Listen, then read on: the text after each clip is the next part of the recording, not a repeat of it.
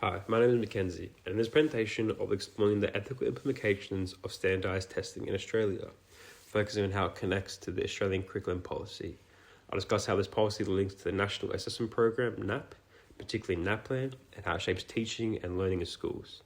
I'll then look at key issues, research findings, and finally share my proposal for a more ethical and effective approach to assessment.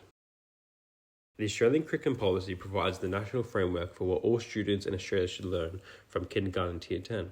It outlines achievement standards across all learning areas to ensure consistency and equity in education.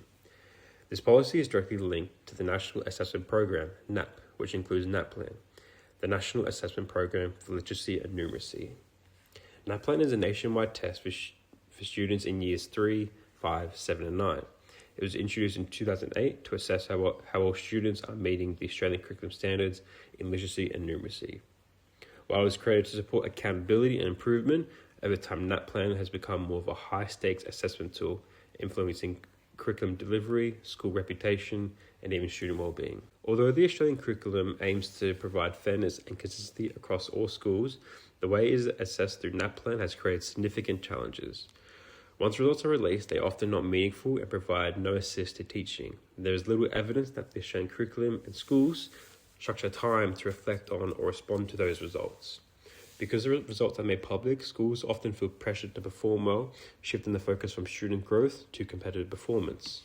This has led to several issues, where they are teaching to test, where lessons narrow the focus on the tested subjects. There's a neglect on creativity and critical thinking and any of the untested areas of learning. There's an increase in student stress and anxiety, especially in younger years, and in some cases, unethical practices like manipulating participation and assisting students during tests. Teachers also receive limited feedback. They are told which band students fall into, but are not given any detailed insights to guide improvement. This limits the potential for genuine learning growth for the students. Research has shown these concerns. Through Parker, where his findings show that students report stress, fear, and embarrassment through NAPLAN testing. Lingard argues that the national testing has become more of a political tool, shaping educational policies through data and accountability rather than pedagogy. However, researchers like Beckspear acknowledge that national testing can be valuable for identifying system-wide trends, but only when it is used ethically and not as a public ranking measure. This raises the question: is NAPLAN truly helping students learn, or has become more about data and performance? To address these challenges, I propose introducing a student assessment checklist (SAC), a formative assessment tool designed to track students' progress in alignment with the Australian curriculum. This checklist would replace high-stakes testing models with continuous teacher-led assessments throughout the school year. Teachers will record evidence of learning in a digital portfolio shared across schools, ensuring consistency and transparency. The SAC would assess core literacy skills and numeracy skills, but also value creativity, communication, and problem solving. It would allow teachers to adjust instruction immediately rather than waiting months for NAPLAN results.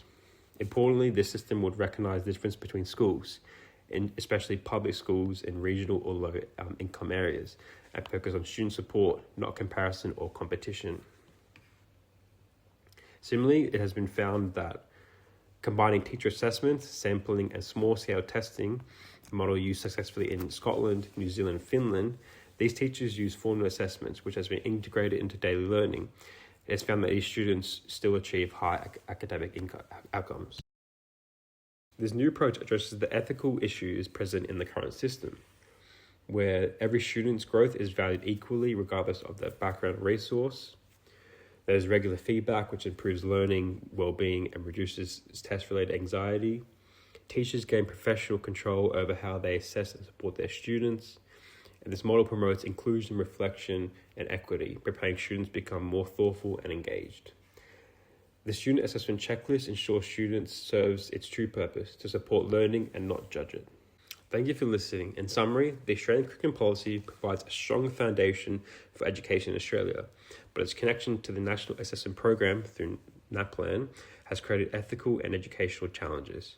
By implementing the Student Assessment Checklist, SAC, we can ensure assessments aligns with the curriculum values, focusing on learning, growth, and well-being rather than competition and pressure.